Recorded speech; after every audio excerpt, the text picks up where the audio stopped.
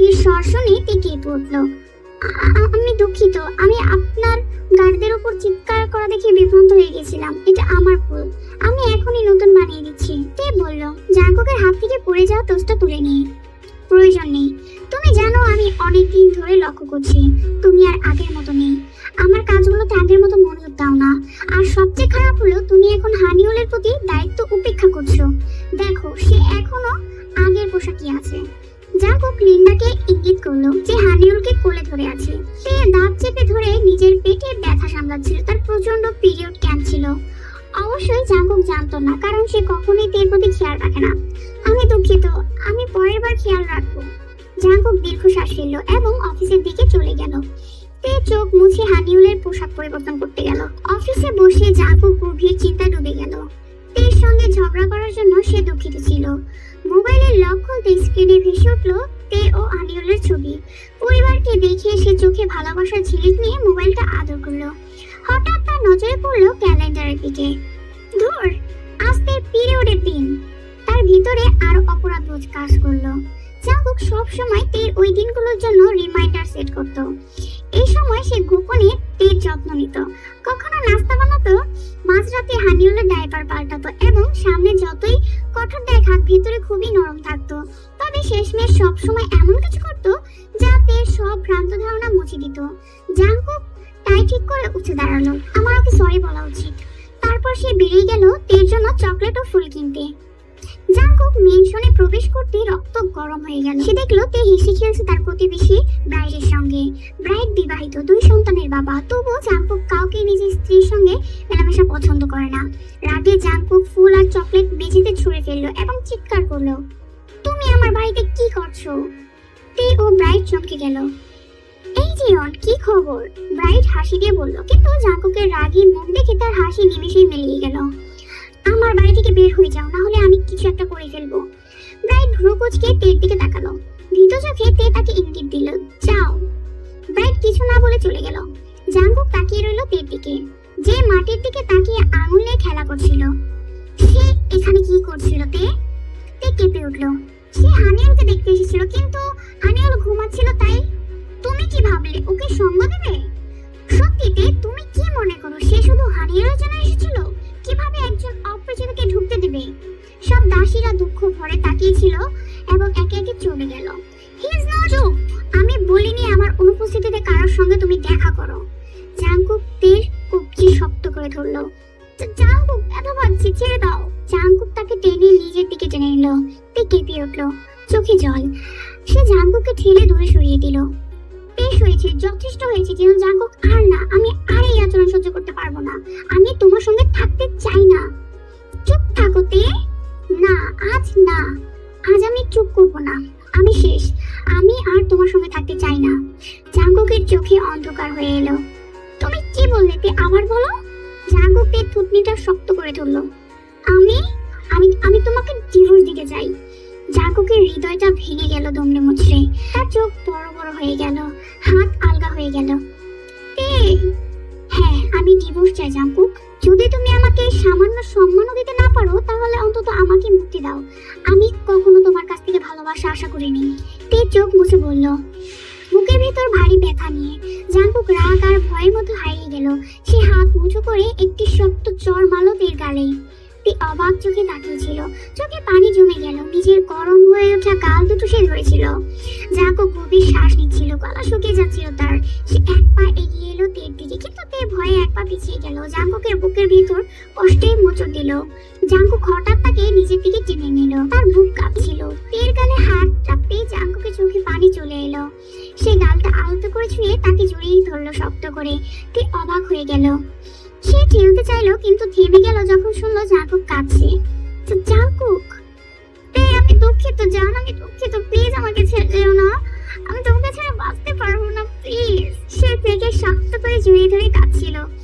তে হতভম্ব। এই প্রথম সে জাঙ্কুককে কাঁদতে দেখলো। জাঙ্কুক পুরো শরীরটা নিয়ে কাঁদছিল।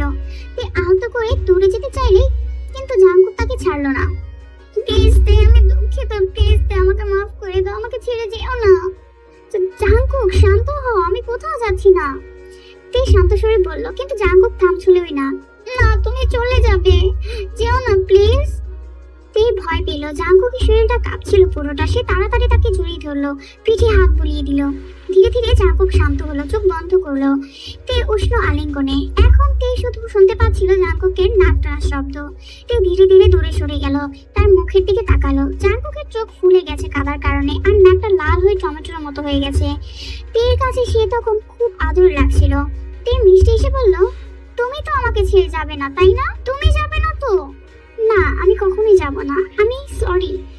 জাঙ্কুক দুর্বল হেসে তার গাল দুটো হাতে নিল আর কপালে একটা লম্বা চুমু দিল। তে চোখ বন্ধ করে তার ঠোঁটের উষ্ণতা অনুভব করলো। সেও জাঙ্কুকের গালে হাত রাখলো, কিন্তু হঠাৎ অবাক হয়ে গেল। ওহ না জাঙ্কুক, তোমার তো জ্বর। তে ঘাবড়ে গেল। ঠিক আছে, শুধু একটু ক্লান্ত লাগছে, বিশ্রাম নিলে ঠিক হয়ে যাবে। জাঙ্কুক হালকা হেসে বলল আর চলে যেতে চাইলো, কিন্তু তেহান তাকে ধরে ফেললো। আমি তোমার স্ত্রী জাঙ্কুক, প্লিজ আমাকে তোমার যত্ন নিতে দাও। জাঙ্কুক তার কণ্ঠে দ্বিধা টের পেল, যা তাকে কষ্ট দিল। সে বলল, আমার একটু গরম স্যুপ চাই, তুমি বানাবে?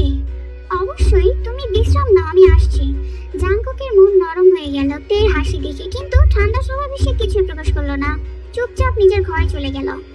তেও রান্নাঘরের দিকে গেল স্যুপ বানাতে। হঠাৎ ফোন বেজে উঠলো, জিমিনের কল। তে চারদিকে তাকিয়ে ফোনটা ধরলো। এই মিষ্টি, ওকে বলছিস নাকি? হ্যাঁ জিমিন বলেছি। সত্যি? ও কি বলেছে? সে বলল আমি যদি চাই তাহলে যেতে পারি, তার কিছুই আসে যায় না। কি? ওই বদমাইশ। না জিমিন থাম, ব্যাপারটা তেমন না, জানোস কি? আমি যখন বললাম আমি চলে যাব, তখন জাঙ্কুক হঠাৎ কেঁদে ফেললো, একদম শিশুর মতো। বলল সে আমাকে ছাড়া বাঁচতে পারবে না। ও এম জি, জাঙ্কুক কেঁদেছে? ওই রুক্ষ মাফিয়া কাঁদলো? মিথ্যা বলছিস নিশ্চয়? জিমিন আমি কসম খাচ্ছি, সত্যি বলছি। আমি অবাক হয়েছিলাম, একদম ভাবিনি ও এরকম করবে। যদি সত্যি হয় তাহলে ভালোই হয়েছে, মানে ও তোকে কতটা ভালোবাসে, কিন্তু তবু তোকে ওর সাথে থাকা উচিত না। মানে দেখতে ও তোকে ভালোবাসে কিন্তু প্রকাশ করতে পারে না, আবার ঠান্ডা রুক্ষ আচরণ করবে। ও মাফিয়া সেটা আলাদা ব্যাপার, কিন্তু তবু ওর এমন হওয়া ঠিক না, বিশেষ করে তোকে আর ওর বাচ্চাকে নিয়ে। সে চুপচাপ শুনলো, মুখটা দুঃখে ভারী। তাহলে আমি কি করব? দেখ, এমন যখন জানিস ও তোকে ভালোবাসে, তুইও ওর মতো আচরণ কর। ও যেমন তোকে ঠান্ডা ব্যবহার করে, তুইও অমনি কর। ও তবেই বুঝবে তোর কতটা কষ্ট হয়। রুমে জাঙ্কুক বিছানায় হেলান দিয়ে বসেছিল। তখন তে ঝুঁকলো ভিতরে। Thank you. জাঙ্কুক হালকা হেসে চুপটা হাতে নিল। থ্যাংক ইউ দেওয়ার কিছুই নেই, এটা আমার দায়িত্ব, চাও বা না চাও করতেই হবে। জাঙ্কুকের খুব খারাপ লাগলো কথাটা শুনে, কিন্তু কিছুই বলল না। কোথায় যাচ্ছ তে? হানিউলের কাছে যাচ্ছি, আমাদের কেউ না কেউ তো ওর যত্ন নিতেই হবে, তাই না?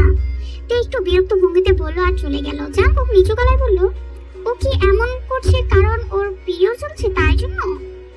এভাবে 2 দিন কেটে গেল। তে জাঙ্কুকের সাথে রুক্ষ আচরণ করছে, যা জাঙ্কুকের ভিতরটা ভেঙে দিচ্ছিল। আরো কষ্ট হচ্ছিল এই দেখে যে তে এমনকি ছোট হানিউলের উপরেও চেঁচাচ্ছে। রাতে তারা ডিনার খাচ্ছিল। তে হানিউলকে ফিটার খাওয়ানোর জন্য চেষ্টা করছিল, কিন্তু বাচ্চাটা খাচ্ছিল না, ও শুধু মায়ের দুধই খেতে চাচ্ছিল। হানিউল, কান্না করা বন্ধ করো, এটা খাও। বাচ্চার চোখে পানি চলে এসে বকুনি খেয়ে। জাঙ্কুক তাকিয়ে রইল অবিশ্বাসে। সে রেগে গিয়ে টেবিলে জোরে আঘাত করলো। থামো তে প্লিজ, আল্লাহর দোহাই লাগে, ওর সাথে এমন করো না তে। তে চমকে উঠল। তুমি জানো ও বোতলে খেতে পারে না, তাহলে ওকে কেন জোর করছো? ওকে এখনই খাওয়াও, জাঙ্কুক চিৎকার করে বলল। তে বুক কেঁপে উঠল, কিন্তু ও অভিনয় চালিয়ে গেল। না, এখনো বড় হয়ে গেছে, ও ফিটারই খাবে। জাঙ্কুক ওর হাত শক্ত করে ধরে ফেললো। তে ব্যথায় আ করে উঠল। চিরম তে, আমাকে আবার বলতে বাধ্য করিও না, সে এখনো ছোট। তুমি কেমন মা? হ্যাঁ, জাঙ্কুক দাঁত চেপে বলল। ঠিক তাই তো, তুমি কেমন বাবা? তুমি তো কোনোদিন ওর প্রতি ভালোবাসা দেখাওনি, ও প্রতিদিন তোমার অপেক্ষায় থাকে, ভাবছে হয়তো একদিন তার রুট বাবা একটু তাকে আদর করবে। জাঙ্কুক স্তব্ধ হয়ে যায় এর কথা শুনে। বাস্তবতা তার বুক ভেঙে দিচ্ছে। আমরা মানুষ জাঙ্কুক, আমরাও তোমার উষ্ণতা চাই, ভালোবাসা চাই, আমাদের দূরে ঠেলে দিও না। তে বলল কান্না জড়ানো গলায়। জাঙ্কুক লজ্জায় মাথা নিচু করলো। আমি সরি তে, আমি জানি আমি ভুল করেছি, আমি বদলানোর চেষ্টা করছি। তে তার চিবুকটা ধরে মুখ তুললো। দুজনে একে অপরের চোখে তাকালো। তারপর আর কি, দেখিয়ে নাও কি হয়। ঠিক তখনই এগুলা করা দেখে ছোট হানিউল তাদের দিকে তাকিয়ে খিলখিল করে হাসতেছিল। চমকে জাঙ্কুককে ঠেলে সরালো তে। জাঙ্কুক বলল, কেন? জাঙ্কুক তে আঙুল দিয়ে দেখালো। ছোট্ট হানিউল দাঁড়িয়ে হাসছে, একমাত্র ছোট্ট দাঁত দেখা যাচ্ছে। জাঙ্কুক হানিউলের দিকে তাকিয়ে হাসছে। জাঙ্কুক হেসে বাচ্চাটাকে কোলে নিল। দুষ্ট ছেলে আমার, তার গাল কামড়ে আদর করলো। তখন হঠাৎ হানিউল বলল, দাঁত দাঁত দাঁত। জাঙ্কুকের চোখ ভিজে গেল, সে হাসলো, চোখে পানি নিয়ে বলল, হ্যাঁ দাদার ছোট্ট রাজপুত্র। তারপর চুমু দিল ছোট্ট মুখে হাতে। তারা দুজনে মেতে ছিল নিজেদের জগতে। তে হালকা কাশলো। এক্সকিউজ মি জিওন, এখন কিন্তু আমাকে ওকে খাওয়াতে হবে।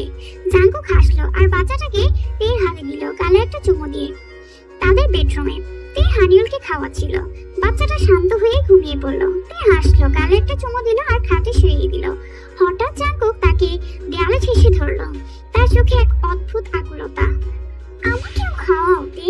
নেক্সট পার্ট কালকে দেখতে চাইলে তোমরা বেশি বেশি করে লাইক দাও। যত বেশি লাইক হবে আমি তত তাড়াতাড়ি ভিডিও দিয়ে দিব। So bye bye.